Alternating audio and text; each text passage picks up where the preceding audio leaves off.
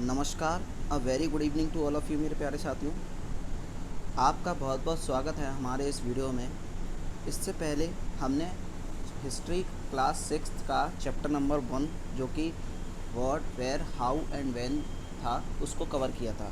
तो आज के इस वीडियो में हम चैप्टर नंबर 2 पर आ गए हैं और आज हम इसे पढ़ने वाले हैं। इसका नाम है on the trail of the earliest people.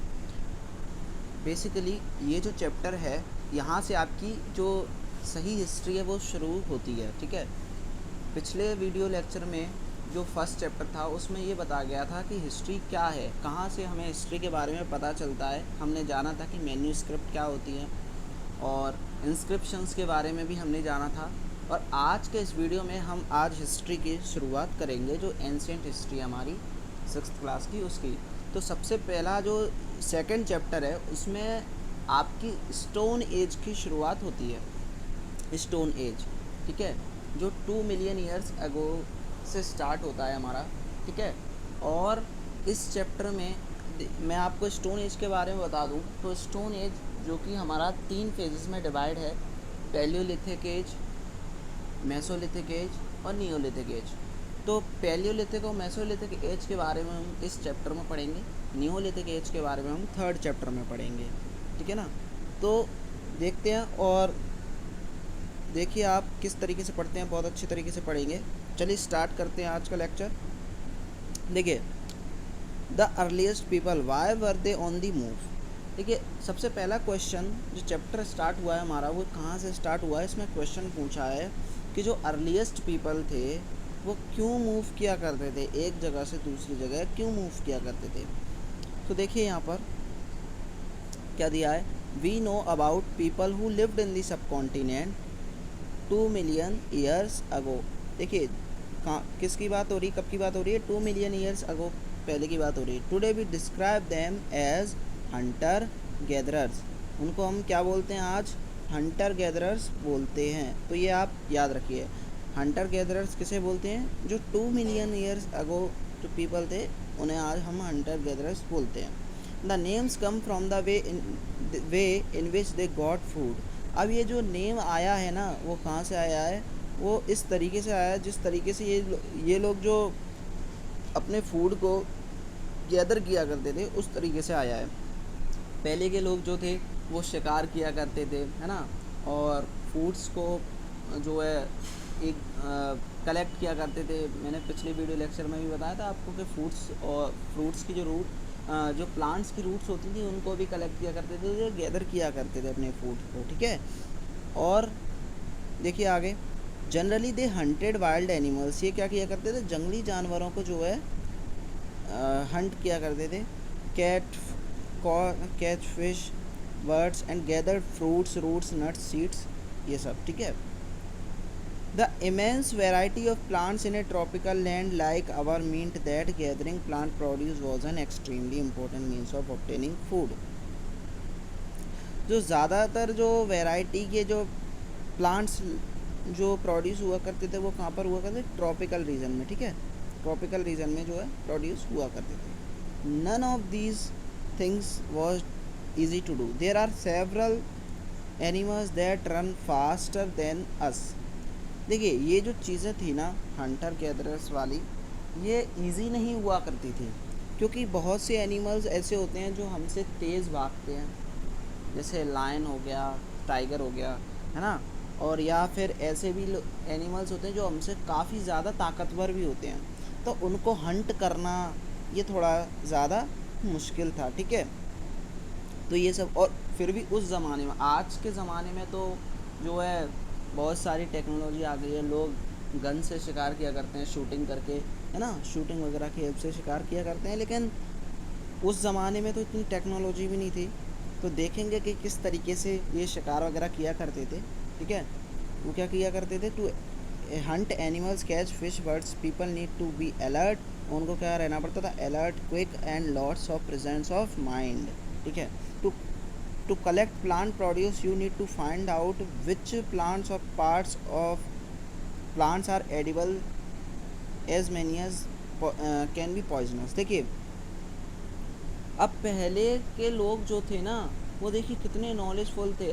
उस ज़माने में अगर हम देखें जैसे प्लांट्स को कलेक्ट किया करते थे वो लोग, तो किस तरीके से किया करते थे क्योंकि देखिए बहुत से प्लांट ऐसे भी होते हैं जो खाने लायक नहीं होते हैं और पॉइजनस होते हैं, तो उनको ये भी पता था कि कौन सा प्लांट का जो पार्ट है वो खाने लायक है, एडिबल है, कौन सा पॉइजनस है, ठीक है। तो ये सब भी उनको पता रहता था। अब देखिए इसमें क्या दिया हुआ है, there are at least 4 reason why hunter gatherers move from place to place. अब सबसे बड़ा सवाल ये आता है कि वो क्यों मतलब एक जगह से दूसरी जगह मूव किया करते थे। इसके 4 रीज़न हैं। देखिए पहला रीज़न हम पढ़ते हैं, बिल्कुल ध्यान से पढ़िएगा इन रीजंस को।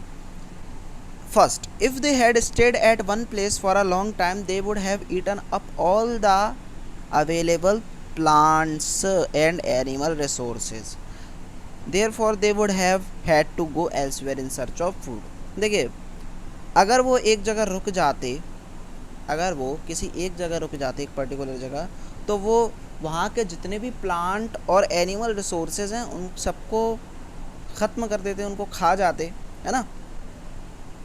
तो इस वजह से उनको जो है एक जगह से दूसरी जगह फूड की तलाश में, खाने की तलाश में उन्हें एक जगह से दूसरी जगह जाना पड़ता था। सेकंड रीज़न है, animals move from place to place either in search of small prey और in the case of deer and wild cattle in search of grass and leaves. That is why those who hunted them had to follow their movements. अब जो animals थे, बड़े बड़े animals थे, जैसे tiger हो गया, लायन हो गया, वो एक जगह से दूसरी जगह जाया करते थे। क्यों? जो छोटे एनिमल्स हुआ करते थे ना, उनकी सर्च में, उनके तलाश में। क्योंकि देखिए जैसे लायन हो गया, अब वो क्या करेगा, छोटे छोटे एनिमल्स को ही तो खाता है, ठीक है। जैसे प्रे हो गया, ये सब इन एनिमल्स को खाता है। और जो छोटे छोटे एनिमल्स होते हैं जैसे गाय वगैरह या और भी एनिमल्स हैं, वो क्या खाते हैं, घास वगैरह खाते हैं, लीव्स खाते हैं पेड़ों की। तो जो लोग इन एनिमल्स को हंट किया करते थे वो क्या करते थे, इनकी जो मूवमेंट्स होती थी, इनकी जो पैरों के निशान वगैरह जो दिखते होंगे उन लोगों को, उनके पीछे पीछे उनको फॉलो करते हुए जो है वो उनकी तलाश में उनका शिकार करने के लिए एक जगह से दूसरी जगह मूव किया करते थे। तो दूसरा रीज़न ये हो गया। पहला रीज़न क्या है कि अगर वो एक जगह रुक जाते तो सारे जो प्लांट्स और एनिमल रिसोर्सेज हैं उनको ख़त्म कर देते। और दूसरा रीज़न ये है कि वो जो है एनिमल्स को शिकार करने के लिए उनके मूवमेंट्स को फॉलो किया करते थे। थर्ड रीज़न क्या है, देखिए, the plants and trees bear fruits in different seasons, so people may have moved from season to season in search of different kinds of food. अब देखिए प्लांट्स जो होते हैं ना, वो क्या करते हैं, उनमें फ्रूट्स जो होते हैं वो सीजनेबल, कुछ प्लांट्स सीजनेबल होते हैं, ठीक है। उनमें ज़्यादातर जो प्लांट्स होते हैं वो सीजनेबल होते हैं। उनमें एक पर्टिकुलर सीज़न में जो है फ्रूट्स पाए जाते हैं, उनमें लगते हैं। तो लोग जो थे, people may have moved from season two season, वो जो है लोग season two season different kinds of plants की सर्च में जो है उनकी तलाश में निकल जाया करते थे। फोर्थ रीज़न क्या है, people, plants and animal need water to survive. अब देखिए हर किसी को पानी की ज़रूरत होती है सर्वाइव करने के लिए। बिना पानी के तो लाइफ ही नहीं है ना। बिना पानी के क्या है, लाइफ नहीं है। वाटर की ज़रूरत सबको होती है। तो water is found in lakes. अब वाटर कहाँ पाया जाता है, लेक्स, स्ट्रीम्स एंड रिवर्स, ठीक है, इनमें पाया जाता है। तो क्या होता था कि कुछ नदियाँ जो होती हैं ना वो गर्मियों के मौसम में सूख जाती हैं, ठीक है। तो ऐसी नदियाँ जो सीजनल होती है, ऐसी नदियाँ जो सीजनल होती हैं उनको हम क्या कहते हैं, सीजनल रिवर्स या सीजनल लेक रिवर्स वगैरह कहते हैं। और ऐसी नदियाँ जो through out the year flow करती रहती हैं उनको हम क्या बोलते हैं, पेरेनियल रिवर या पेरेनियल लेक्स बोलते हैं, ठीक है। People living on their banks would have had to go in search of water during the dry season. देखिए लोगों को जो है ना ड्राई सीज़न में जो है इनकी तलाश में, पानी की तलाश में जो है जाना होता था। आगे देखिए, अब यहाँ पर पूछा है, Why do we know about these people? How do we know about these people? हमें इनके बारे में कैसे पता चलता है। तो ये तो हमने जो है पिछले वीडियो लेक्चर में ही पढ़ा था, फर्स्ट चैप्टर में, कि जो आर्कियोलॉजिस्ट होते हैं जो कि इन सब की स्टडीज़ करते हैं, उनसे हमें पता लगता है, ठीक है। It is likely that people made and use tools of, अच्छा, लोग जो क्या यूज़ किया करते थे, वो टूल्स, स्टोन टूल्स का यूज़ किया करते थे, वुड का यूज़ किया करते थे, बोन का यूज़ किया करते थे, ठीक है, अपने सर्वाइव के लिए। ये देखिए आपको कुछ टूल्स भी देखने को मिल जाएंगे, ये इस टाइप के, ठीक है, ये इस टाइप के पत्थर है, ये नुकीले नुकीले पत्थर है, ये शिकार के लिए यूज़ किया करते थे, ये देखिए ये सब है ना, ये चीज़ें देखने को मिल जाएंगी, ठीक है। आगे देखिए, some of these stone tools were used to cut meat. अब जो है इनमें से जो कुछ स्टोन है ना, वो किसके लिए यूज़ किए जाते थे, कट मीट को कट करने के लिए और बोन्स को कट करने के लिए यूज़ किए जाते थे, क्योंकि मीट जो होता है थोड़ा सा मतलब ऐसा होता है ना हार्ड टाइप का, तो उसको कट करने के लिए यूज़ किए जाते थे। पहले जो है लोगों को ज़्यादा पेड़ों के बारे में, प्लांट्स के बारे में नॉलेज नहीं थी, एग्रीकल्चर वगैरह के बारे में, इसीलिए। और जो प्लांट्स होते थे उनकी जो बार्क है उसको स्क्रैप करने के लिए भी जो है, स्क्रैप करने के लिए भी यूज़ किए जाते थे। And hides animals skins, chop fruits को काटने के लिए, रूट्स है ना, some way have been attached to handles. अब क्या होता था, कभी कभी तो ना ये हैंडल्स ऑफ बोन और वुड, इनको क्या किया जाता था, जो स्टोन होते थे उनको तो एज अ टूल इस्तेमाल किया जाता था, किस लिए, मीट वगैरह को कट करने के लिए। लेकिन इनमें जो हैंडल होता था ना, जिससे आपने कुल्हाड़ी देखी होगी, कुल्हाड़ी कुछ इस टाइप की होती है ना, इस टाइप की होती है कुल्हाड़ी, देखिए इस टाइप की, थोड़ा सा गलत बन गया, एक सेकंड रुकिए। कुल्हाड़ी कुछ इस टाइप की होती है ना, थोड़ी नुकीली टाइप की, तो समझ गए होंगे आप। तो उसको जो हैंडल होता है, वो हैंडल किसका यूज़ किया करते थे, बोन्स का हैंडल यूज़ किया करते थे, बोन्स हो गया या वुड हो गया इसका, to make spears and arrows for hunting. और पता है जो धनुष बाण आज के ज़माने में पहले के ज़माने में यूज़ हुआ करते थे, तो उससे भी पहले जो है ये एरोस का यूज़ किया करते थे, किसके, पत्थर के एरोस का। Other tools were used to chop wood which was used as firewood. और कुछ टूल्स जो होते थे वो वुड को, लकड़ियाँ काटने में यूज़ किया करते थे, जो कि काम आती थी, किस लिए, आग जलाने के काम आती थी, ठीक है। आगे चलते हैं, ये देखिए ये हो रहा है ना, ये देखिए ये प्लांट्स को, ये रूट्स को काटने में, और ये कपड़ा, ये देखिए कपड़ा है, क्या है ये, हाँ ये कपड़ा सिलने में यूज़ किया जा रहा है, ठीक है ना।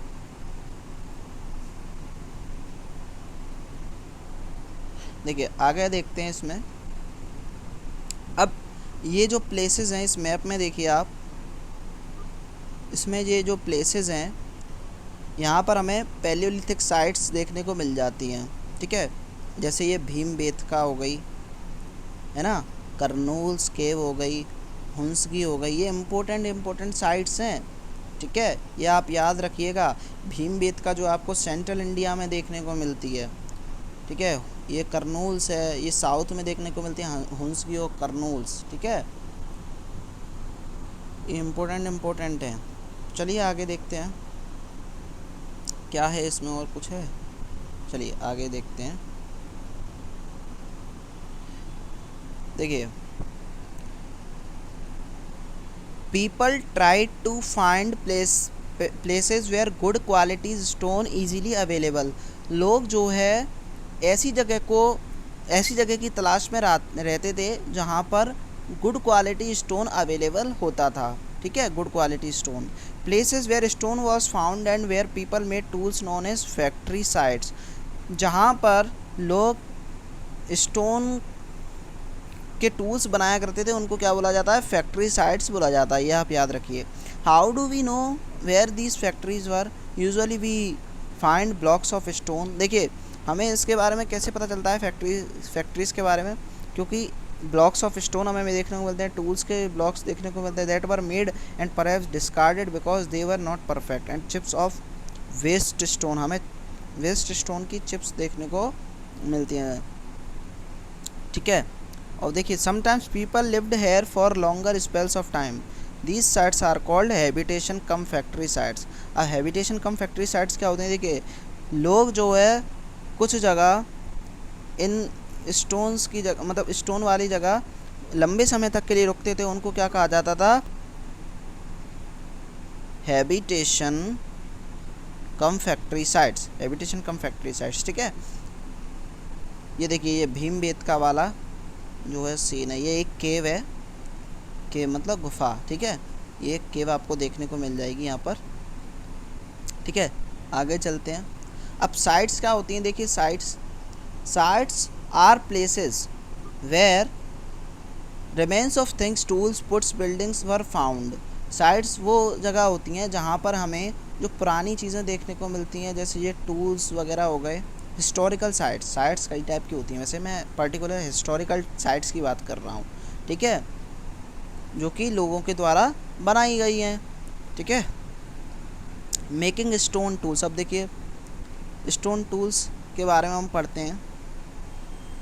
Stone tools were probably made using 2 different techniques. Stone tools जो होते थे वो 2 टाइप की टेक्निक से बनते थे। The first is called stone on stone.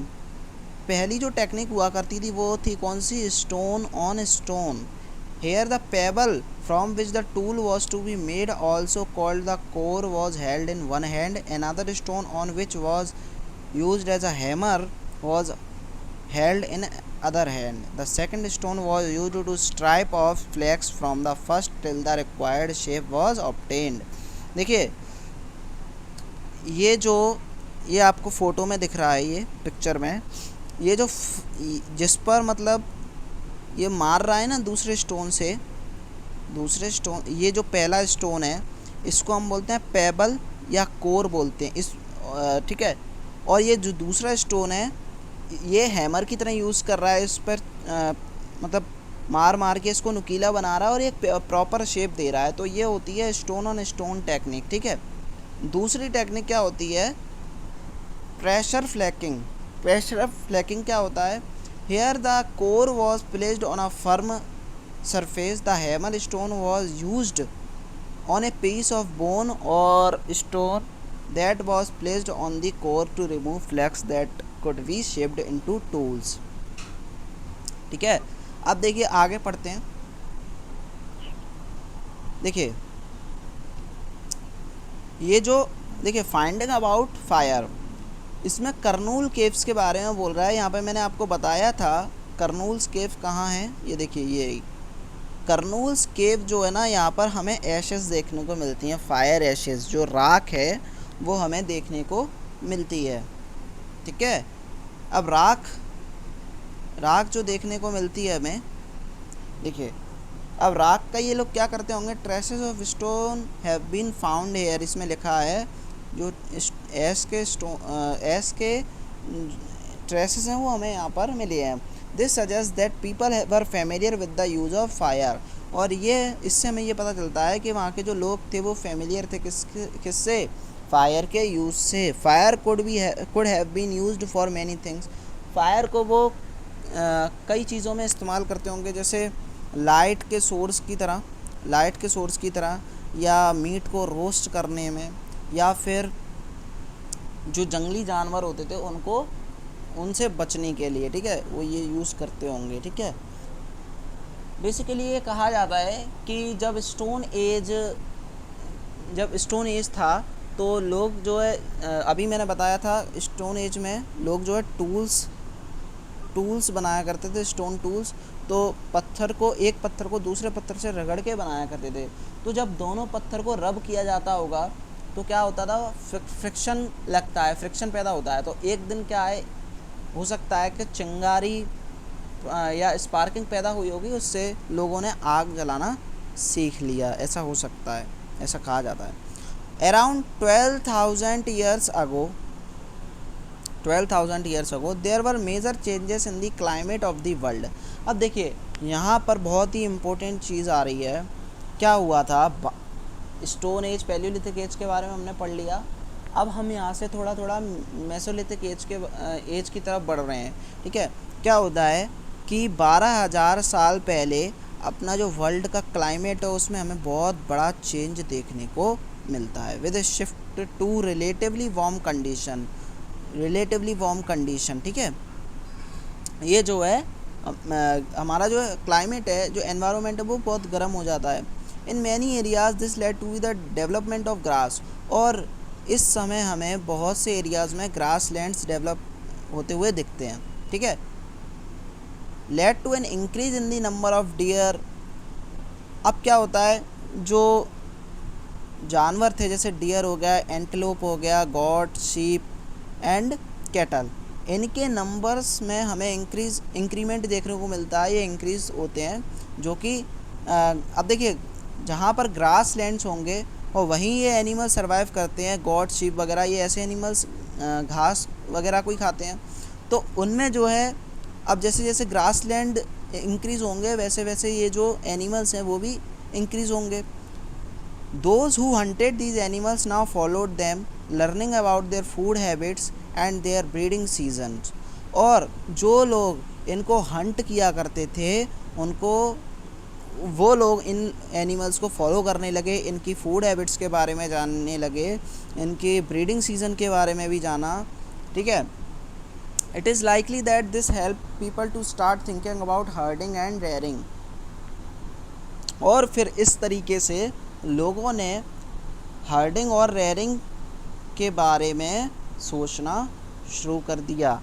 Phishing also became important, और फिशिंग जो है वो भी एक इम्पोर्टेंट थिंग है। ठीक है, this was also a time when several grain bearing grasses include wheat, barley, rice grew naturally in different parts of the world। और एक समय ऐसा भी आया जब जो है वीट, बार्ले और राइस जो है नेचुरली जो अपने जो सब कॉन्टिनेंट है उसमें डिफरेंट पार्ट्स में नेचुरली ग्रो होने लगे। Man, woman and children probably collected these grains as food. जो लोग थे वो इनको फूड के लिए कलेक्ट करते थे। And learned where they grow, और उनके बारे में जानना शुरू किया कि ये कहाँ पर जो है उगते हैं और कब ये मतलब इनको मतलब कब ये राइप होते हैं। This may have led them to think about growing plants on their own. और इस तरीके से लोगों ने जो है फूड्स एग्रीकल्चर के बारे में जाना। अब हम नेम और डेट्स के बारे में जानेंगे। आर्कियोलॉजिस्ट किस तरीके से जो है इन्होंने डिफ़ाइन किया स्टोन एज को। तो देखिए, पैलियोलिथिक एज जो है, पैलियोलिथिक वर्ड का मतलब क्या है, यहाँ पर दिया हुआ है पैलियोलिथिक वर्ड, इसका मतलब क्या है। ये जो है 2 ग्रीक्स वर्ड से मिलकर बना है। पहला है पैलियो, जिसका मतलब होता है ओल्ड। ठीक है, इसका मतलब क्या होता है, ओल्ड। और दूसरा है लिथोस, लिथोस का मतलब होता है स्टोन। तो ओल्ड प्लस स्टोन, यानी कि ऐसा एज जो कि बहुत ही ज़्यादा पुराने ज़माने का एज है जिसमें स्टोन यूज़ किए जाते थे। अब कितना पुराना है, तो ये जो है 2 मिलियन ईयर्स एगो से लेकर के 12,000 साल पहले तक का, 2 million years ago to about 12,000 years ago के बीच का जो समय है उसको हम क्या बोलते हैं, पैलियोलिथिक एज बोलते हैं। तो आप समझ गए होंगे, अच्छे से समझ में आ गया होगा आपको कि पैलियोलिथिक एज क्या होता है। ठीक है, अब पैलियोलिथिक एज को फर्दर 3 फेजेस में डिवाइड किया गया है, जो कि है lower Palaeolithic age, middle Palaeolithic age and upper Palaeolithic as.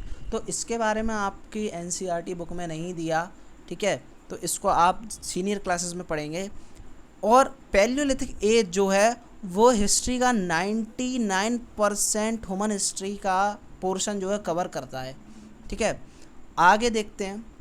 अब मैंने पढ़ाया था आपको अभी कुछ समय पहले कि 12,000 साल पहले हमारा जो एनवायरनमेंट है उसमें कुछ चेंजेस आए थे वर्ल्ड के एनवायरनमेंट में। ठीक है, तो 12,000 साल पहले से लेकर के जो 10,000 साल का जो समय है इसको हम बोलते हैं मेसोलिथिक एज। मेसोलिथिक एज, अब देखिए मेसोलिथिक का मतलब क्या होता है। मेसोलिथिक जो वर्ड है वो भी 2 वर्ड से मिलकर बना है, जो कि हमारा मिडिल प्लस स्टोन। मेसो का मतलब है मिडिल, स्टोन का मतलब क्या है, स्टोन का मतलब होता, लिथोस का मतलब होता है स्टोन। तो ये जो है ये कहाँ से कहाँ तक है, 12,000 ईयर्स एगो से लेकर के 10,000 ईयर्स एगो का जो बीच का समय है उसको हम मेसोलिथिक एज बोलते हैं। ठीक है, इसमें क्या होता है, stone tools found during this period are generally tiny. इस समय के जो स्टोन टूल्स होते थे वो छोटे होते थे। ठीक है, इसीलिए इनको माइक्रोलिथ्स भी बोला जाता है। ठीक है, माइक्रोलिथ्स भी इनको बोला जाता है। माइक्रोलिथ्स जो होते थे उनको उनको जो है बोन्स की हैंडल में या वुड के हैंडल में यूज़ किया जाता था। ठीक है, जिससे कि अच्छे से वो पकड़ में आ सकें। ठीक है, अब देखिए इसके बाद का जो स्टोन एज है, इसके बाद का जो स्टोन एज है 10,000 ईयर्स के बाद का, उसको हम बोलते हैं नियोलिथिक एज। इसको हम नेक्स्ट चैप्टर में पढ़ेंगे, चैप्टर 3 में। नियो का मतलब क्या है वो समझ लीजिए। नियो मीन्स होता है न्यू, और लिथिक, लिथोस मीन्स है स्टोन। तो इसका मतलब ये जो नया पाषाण काल है, नया जो स्टोन एज है, उसके बारे में हम नियोलिथिक एज के बारे में स्टडी करते हैं। अब आगे पढ़ते हैं हम रॉक पेंटिंग्स। ठीक है, जो अपन ने केव्स पढ़ी थी, जो भीमबेटका वगैरह में मिली थी, जो भीमबेटका साइट्स है सेंट्रल इंडिया में, उसमें हमने पढ़ा था। तो बहुत सारी वहाँ पर ऐसी केव्स में हमको रॉक पेंटिंग्स भी देखने को मिलती हैं। जैसे ये आपको पेंटिंग दिख रही होगी, ठीक है, ये रॉक पेंटिंग हमको देखने को मिलती हैं। ठीक है, some of the best examples are from Madhya Pradesh. इसके जो बेस्ट एग्जांपल हैं वो मध्य प्रदेश में आपको देखने को मिल जाते हैं। ठीक है, जैसे भीमबेटका हो गया, और साउथर्न उत्तर प्रदेश में भी, सदर्न उत्तर प्रदेश में आपको देखने को मिल जाती हैं ऐसी पेंटिंग्स। ठीक है, जिसमें क्या दिखता है, वाइल्ड एनिमल्स होते हैं। ठीक है, ये सब चीज़ें दिखती हैं, और ये बहुत ही मतलब एक्यूरेसी से, और ये स्किल्ड वर्क है इनका। ठीक है, इस पेंटिंग का। हु डिड वॉट, अब देखिए हमने देखा कि जो है पहले के जो लोग हुआ करते थे वो हंटेड एनिमल्स को हंट किया करते थे, और प्लांट्स को गैदर किया करते थे, स्टोन टूल्स को बनाया करते थे, और जो पेंटिंग है उनको वॉल्स पर बनाया करते थे। ठीक है, is there any way of finding out whether woman hunted और मैन। अब सवाल ये उठता है कि क्या सिर्फ जो मैन हुआ करते थे वही बनाया करते, मतलब वही ये सारे काम किया करते थे, या वुमेन्स भी इनमें इन्वॉल्व थी। ठीक है, at present we do not really know, however there are at least 2 possibilities. It is likely that both man and women may have done many of these things.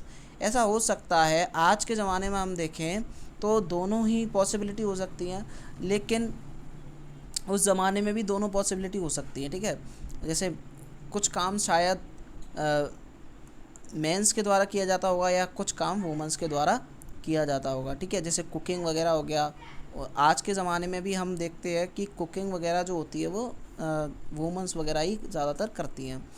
अब ostrich के बारे में पढ़ते हैं। Ostrich in India, जो ostrich शुतुरमुर्ग के हमको अंडे मिले हैं, कहाँ पर मिले हैं, पैलियोलिथिक एज के समय के अंडे हैं ये हमको इंडिया में देखने को मिलते हैं।